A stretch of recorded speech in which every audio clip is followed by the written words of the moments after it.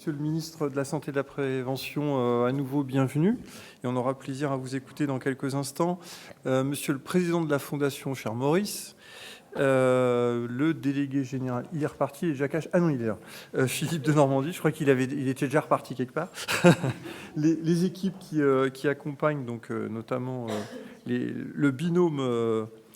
dynamique qui accompagne les travaux de la Fondation, les collègues qui sont au conseil d'administration de la Fondation, il y en a quelques-uns dans la pièce, et puis l'ensemble des professionnels hospitaliers. Alors quelques-uns sont du giron plutôt mutualiste, d'autres sont plutôt du giron du système de santé. Avant d'attaquer un propos très centré sur le sujet qui nous réunit aujourd'hui sur cet événement donc, de la Fondation de la Mutuelle nationale des hospitaliers, j'ai retenu, en fait, dans les travaux qui ont été présentés, les tables rondes, vous avez compris qu'on a essayé d'orienter et de préciser un peu les choses. C'est un petit peu le canal, et puis on essaye de s'adapter en quelque sorte aux attentes de l'environnement, en essayant autant que faire se peut de retenir des thématiques qui sont à la fois attendues, on va dire, et qu'on ne détecte pas toujours. On le voit bien, hein, le sujet là qu'on vient de traiter, c'est pas un sujet neuf, mais ça fait partie probablement, en quelque sorte, des tabous qu'il pouvait y avoir dans le milieu de la santé en général. Et en fait, par le biais probablement des évolutions sociétales, probablement du coup d'accélérateur de la crise sanitaire, avec le virus de la Covid-19, on a eu effectivement un coup de booster, et ça nous a, j'allais dire, probablement fait nous ressaisir sur un certain nombre de sujets. Et vous l'avez compris, donc tant au niveau de la Mutuelle nationale des hospitaliers que la Fondation, on a souhaité, en quelque sorte, se recentrer sur des thématiques qui intéressent directement,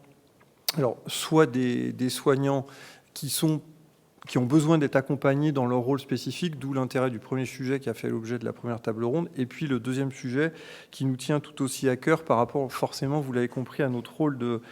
pour reprendre le jargon traditionnel, d'assureur complémentaire.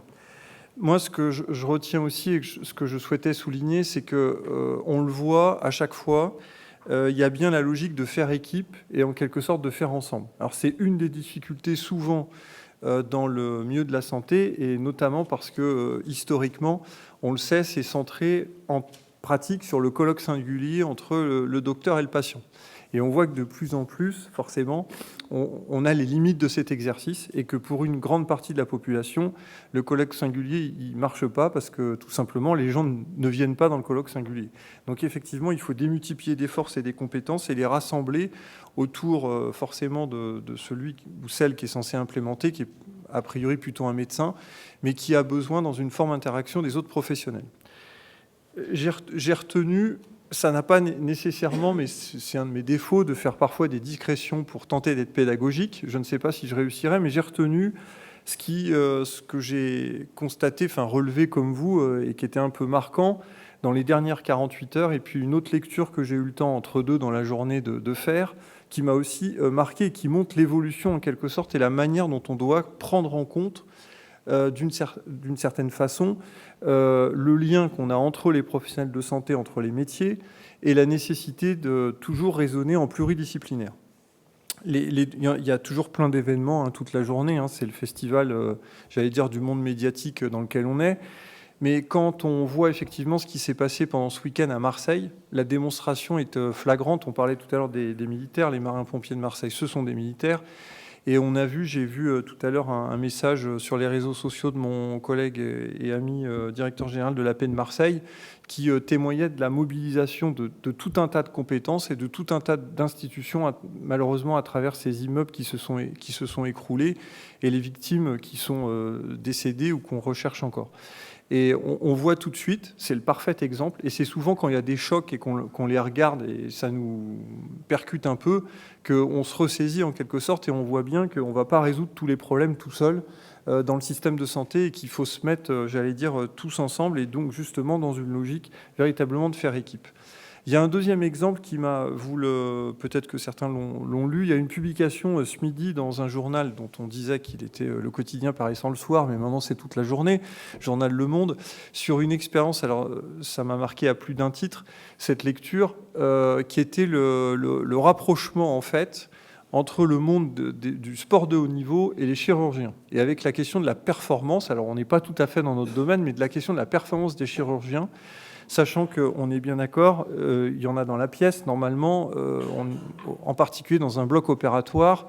il y a potentiellement, Dieu passe même après le chirurgien, donc de temps en temps, il faut un peu les calmer, nos chirurgiens, mais ceci étant, au-delà de la boutade, on voit très bien, effectivement, que dans ce rapprochement qui a été fait et dans l'interaction, donc c'est une étude assez approfondie qui est conduite par l'université Claude Bernard Lyon 1 et les Hospices civils de Lyon, qui montre tout de suite qu'un chirurgien tout seul,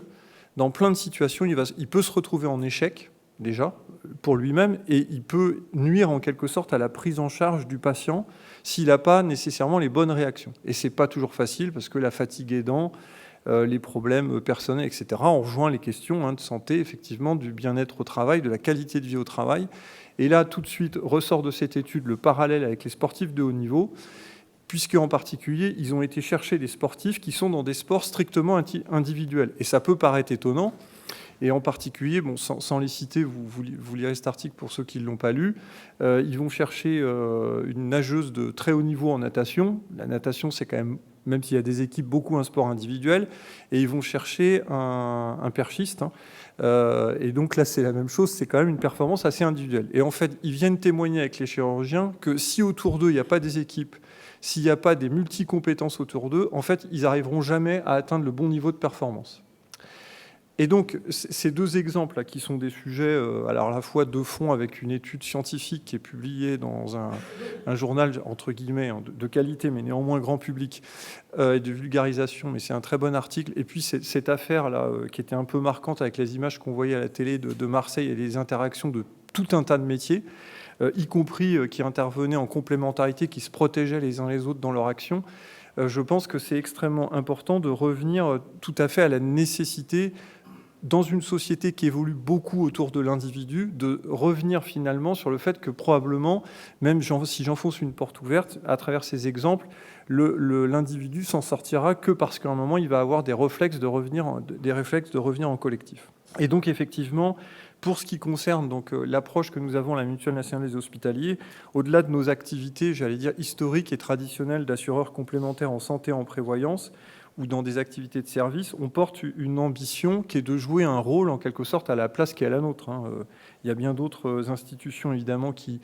agissent et qui ont beaucoup plus de force que nous, mais néanmoins, on essaye de jouer notre rôle sur le plan sociétal et d'agir pour l'intérêt général. Évidemment,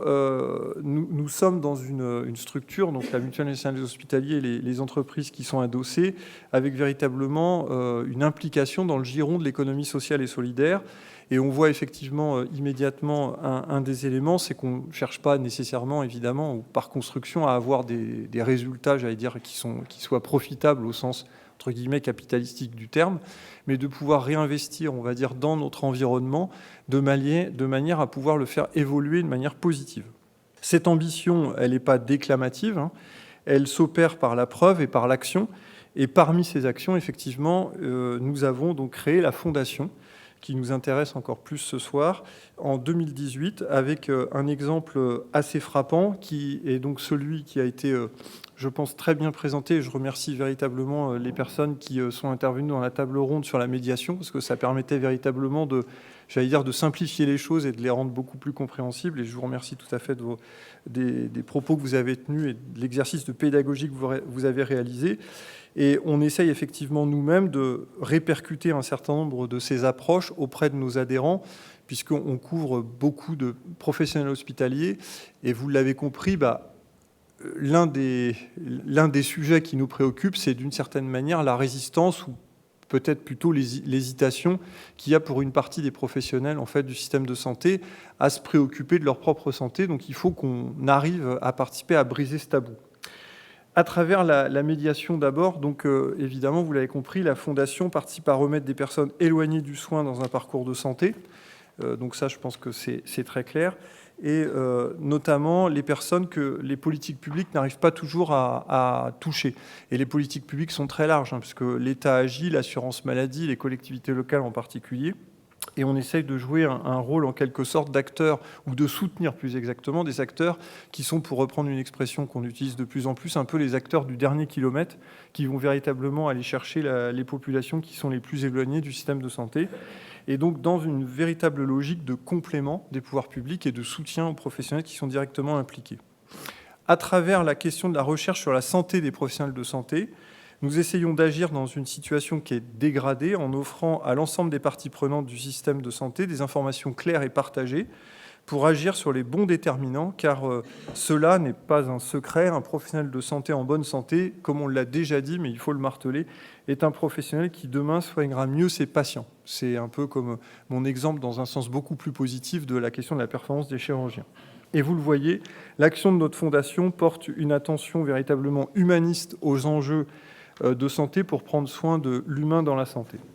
Alors, à travers sa fondation, la Mutuelle nationale des hospitaliers réaffirme donc les valeurs qui ont présidé à sa création il y a plus d'une soixantaine d'années